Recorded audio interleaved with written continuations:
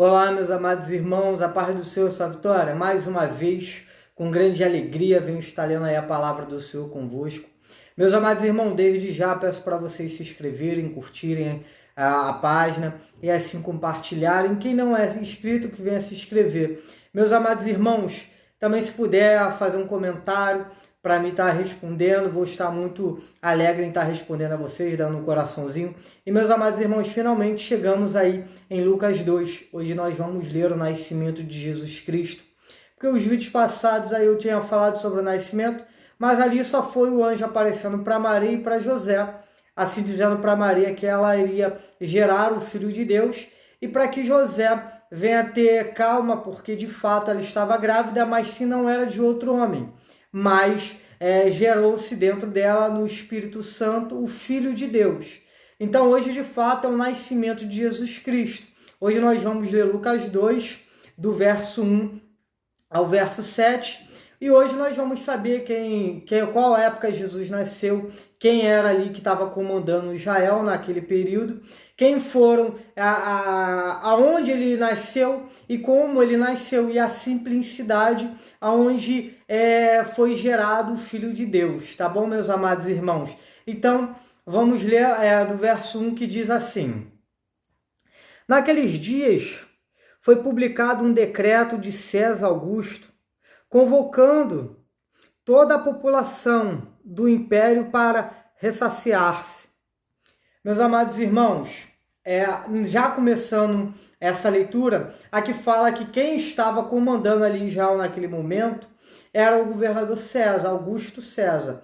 Então, ele deu um decreto. Como é que era esse decreto?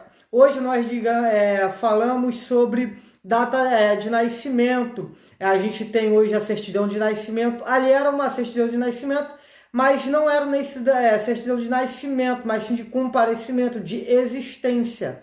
Então acredito que aquele decreto ali ele fez para que ele tivesse o controle da população. Quantas pessoas tem em tal lugar e assim por diante em todo Israel. Então acredito que ele fez aquele decreto justamente para isso, para ele ter o controle de quantas pessoas. Se caso existir alguma guerra, alguma coisa fora do comum que venha de Israel contra o povo romano, ele já tinha a noção de quem poderia estar nessa guerra e quem poderia estar fora dela, e assim ele teria o devido controle de quem entrou nela e quem não entrou, para assim poder estar fazendo uma baderna ou indo aí guerreando contra os próprios romanos. Então isso daí eu acredito que foi uma atacada dele para que ele entendesse, para que o povo na verdade entendesse, ó, quem está no comando aqui é Roma. Então hoje em diante, quando vocês tentarem fazer alguma coisa contra o povo romano, eu já sei quem está na cidade, então eu vou de casa em casa procurar quem é que estava aí guerreando contra o meu povo, fazendo alguma coisa contra o Império Romano. Então acredito que esse ponto que ele fez foi crucial para que o povo judaico não fosse contra o povo romano.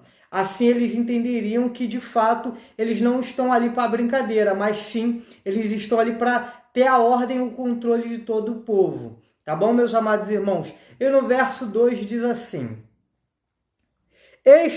o primeiro ressaciamento foi feito quando Quirino era governador da Síria. Esse Quirino aqui provavelmente também era de uma nação tomada por Roma, porque Roma ele já estava se expandindo, tomando diversas nações e ali tomando o domínio de cada nação. Acredito que esse Quirino aqui, ele também era contra o povo judeu, e ele viu algo bom para que ele aparecesse para Augusto César e falasse, ó, não, eu estou com você nessa guerra, eu estou com você porque vejo que você já é o governador da Síria e a gente não vai se impor com os seus mandamentos. Se você quiser com que eu também tome conta desse movimento que você está fazendo, desse decreto que você está lançando para Israel, eu posso tomar conta. E assim, ele falando, minha posição é de contigo, eu estou aqui para te ajudar, eu não vou guerrear contra você. assim, conforme os romanos eles tinham muito dessa questão de que, será que esse povo vai contra mim? Será que não? Se eles guerrearem, nós vamos estar preparados. Então ali Quirino ele deu também uma jogada, a qual para Augusto César olhar para ele e falar, não, esse daí eu posso confiar porque ele está querendo me ajudar nessa questão, nesse ressarciamento. Então ali foi uma jogada até plausível para quem está sendo tomado também por Roma, a qual é aquele velho ditado, eu me uno ao meu inimigo para derrubar também o meu inimigo, porque a Síria também era inimiga de Israel por muitos e muitos séculos. Então imagina, o momento que ele viu era um momento propício para se colocar, ó, eu estou com Augusto César, então vocês daqui, os israelitas, não vão conseguir vir contra mim porque eu já estou trabalhando diretamente com o governo romano. Então ele pensou nisso, e eu tenho certeza que quando ele pensou e agiu dessa forma, o povo israelita viu, opa, tem algo de diferente aqui. Então nós não podemos nem contra si e nem contra Roma. Então vamos fazer o que ele quer para que a gente não possa aí mortos por causa desse decreto e por causa dos nossos pensamentos em querer guerrear um ou outro, porque os dois juntos não vai ter como. Então, esse foi uma jogada até inteligente desse Quirino, tá bom, meus amados irmãos? E no verso 3 fala assim: todos iam alistar-se, cada um à sua própria cidade. Olha como é que são as coisas, cada um à sua própria cidade. Algo muito importante a se dizer aqui é que se você tivesse em uma determinada cidade e nascesse em outra cidade, você teria que sair dessa cidade. Vou dar um exemplo aqui, eu sou do Rio de Janeiro. Eu estou morando no Rio de Janeiro, no centro do Rio de Janeiro, mas eu nasci em Niterói. Eu tenho que sair do Rio de Janeiro para estar indo para Niterói me alistando lá. Então, olha a caminhada que eu iria ter. A gente tem que imaginar que naquele momento não existia carro, existia cavalos e carroças, mas imagina, para um povo sair do seu devido lar, que é longe, para poder se alistar, ter momentos ali só para escrever o seu nome, dizer onde você mora, ou dizer onde você morava, botar o seu nome. Cada família vem a estar passando por isso, então imagina o tumulto que estaria aquela cidade, tanto de entrar de pessoas e tanto de sair de pessoas. Então ali acredito que foi um tumulto gigantesco, por isso guardas ali falando, orientando as pessoas. Você é da onde? Então você vai por esse caminho. Você é da onde? Você vai por esse caminho. Então ali, olha a jogada de mestre desse Quirino. E também há todo um planejamento em prol desse alistamento. Tá bom, meus amados irmãos? E no verso 4, fala sobre José. E nós vamos estar lendo agora. José também subiu da Galiléia, da cidade de Nazaré, para a Judéia, a cidade de Davi, chamada Belém, por ser ele da casa de Davi. Meus amados irmãos, imagina, ele saiu de uma cidade, como eu falei, ele saiu de uma cidade longe para ir para uma outra cidade, porque aqui ele fala que ele saiu da Galiléia para a Judéia, numa cidade chamada Belém. Então vocês imaginam que ele saiu de um determinado local, longe demais, e ele não saiu sozinho, ele saiu com a sua esposa. Aí então imagina a dor de cabeça que ali eles tiveram. Ele saiu de uma cidade, talvez com o seu camelo, ou talvez a pé. Andou todo esse trajeto para ali chegar e se alistar. E quando eles chegaram para se alistar, eles viram tamanha turbulência que estava aquela cidade. Então imagina, e aqui algo que não pode deixar passar despercebido é que ele era da casa de Davi, então ele tinha que sair mesmo daquela cidade, por causa que os profetas já tinham falado que iria vir da casa de Davi um reinado a qual não se subsistiria. Então, de fato, aqui já está começando a concluir as profecias para que viesse da casa de Davi, sim, a qual viesse de Belém, a qual que ninguém dava nada por Belém, para assim se alistar. Então olha como é que as coisas vão se juntando, como é que Deus ele trabalha na obra dele perfeita. Então, José tinha que de fato sair da cidade dele pelo decreto do governador, porém, não só por conta disso, mas por conta da profecia que já tinham Deus já tinha estabelecido há tempos atrás com os profetas. Se não quisesse ir para aquela cidade se alistar naquele período porque sua esposa estava grávida, ele muito bem poderia falar, não, minha esposa está grávida, eu não vou conseguir levar ela nesse momento porque ela já está a ponto de dar à luz.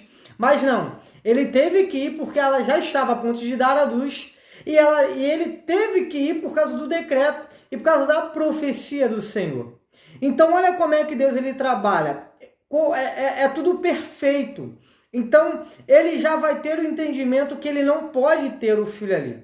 Porque a profecia, acredito que José entendia sobre os profetas, sobre as leis também, ele entendia que se o filho dele nascer ali, não ia se concretizar o que os profetas tinham falado anteriormente sobre Davi, sobre a casa de Davi, sobre o reinado e sobre Belém, aonde o Messias iria sair. Sabendo que ele já entendia que o filho que estava no ventre de Maria, aquela criança que estava no ventre de Maria, era o Messias. Então ele entendeu, olha só, ele não pode nascer aqui nesta cidade, ele tem que nascer em Belém. E por outra coisa, nós temos que nos alistar, porque a gente não pode parar e deixar para outro dia. Nós vamos fazer logo agora, porque nós vamos perder pouco tempo agora, para que senão a gente venha até tá aí tomando uma multa, talvez, tomando um castigo do governo romano.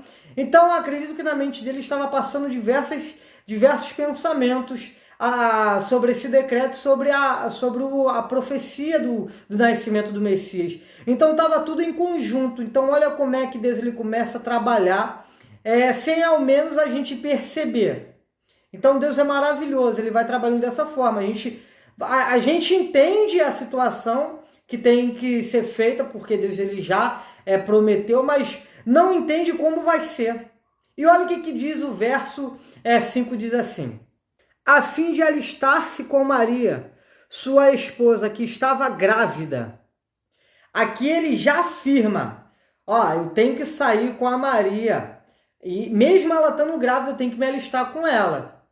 Por mais que, se ela não quisesse ir pelo momento que ela estava, que era gestante, e ali ele poderia falar, como eu tinha falado anteriormente, ele poderia chegar para algum soldado que estava ali na cidade e falar, pô, minha esposa está aqui grávida, ela está já em tempo de parto, então eu posso me alistar depois que essa criança nascer? Mas não. Aqui dá a entender que ele já sabia que de fato tinha que acontecer a profecia. Essa criança deveria nascer em Belém mesmo, aonde lá exerceu-se o reinado de Davi, aonde todos os reinados aconteceu mediante a palavra do Senhor aos filhos de Israel, aos filhos de Judá, e ali ele entendeu isso e foi com ela. E no verso 6 vai explicando sobre como é que aconteceu o nascimento de Jesus. Diz assim o verso 6: estando eles ali, aconteceu completarem-se-lhe os dias.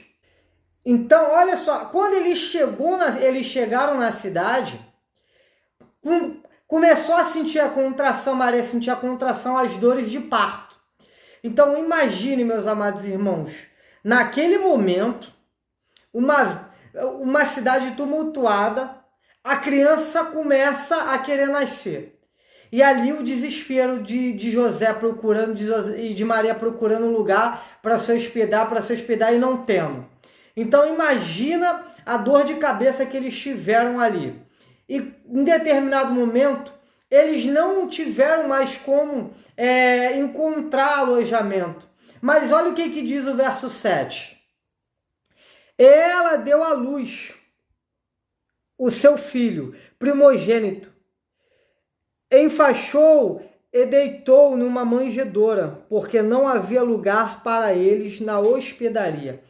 Meus amados irmãos, imagine de tanto eles procurarem lugares, eles não conseguiram, mas um determinado local, uma determinada hospedaria chegou e falou, olha só, eu não tenho mais lugar aqui, não tenho mais quarto. Mas o que eu tenho ali é uma manjedoura, onde eu coloco os animais para eles descansarem. Mas, ó, vou logo falando, ali, por mais que possa ser aconchegante, é um lugar que os animais fazem as suas necessidades. Ali é um lugar que pelo menos tem um feno. E toma aqui esse leito aqui, no caso seria um berço, né, digamos assim, para a criança. Caso essa criança nascer ali dentro, vocês possam ali colocar ela, envolver ela nesse pano. Aí a moça deu a manjedoura, deu ali o berço, e eles foram para a manjedoura, e ali houve-se o nascimento de Jesus Cristo. Então, meus amados irmãos, aqui para concluir o vídeo, é muito importante nós entendermos a humildade aonde Jesus veio, como Jesus veio e para quem Jesus veio. Hoje nós podemos estar vendo este vídeo, podemos estar lendo essa palavra, porque tudo foi pela humildade e simplicidade com que Jesus veio. Tudo foi o modo que Jesus veio. Não só foi por causa que ele teve que nascer numa manjedoura, não é isso. Mas é pelo prazer de que ele teve de vir para nos salvar. Jesus poderia muito bem não ter vindo. Amados irmãos, é isso que Deus quer muitas das vezes na nossa vida. Ver a nossa simplicidade. Ver como nós nos comportamos ao falar com as pessoas. Então, meus amados irmãos, seja simples, assim como Jesus foi. Não é necessário você ter dinheiro para ser um homem bem visto, uma mulher bem vista, não. Basta você ser simples. Basta você mostrar a sua simplicidade e mostrar que Deus é contigo. Porque Deus, ele é contigo. Sejamos simples e sejamos aqui pessoas que são bem vistas pela sociedade, porque nós somos filhos de Deus. Então, espero que vocês recebam essa palavra, que fiquem na paz, que Deus seja com cada um de vocês. Fica na paz, só vitória.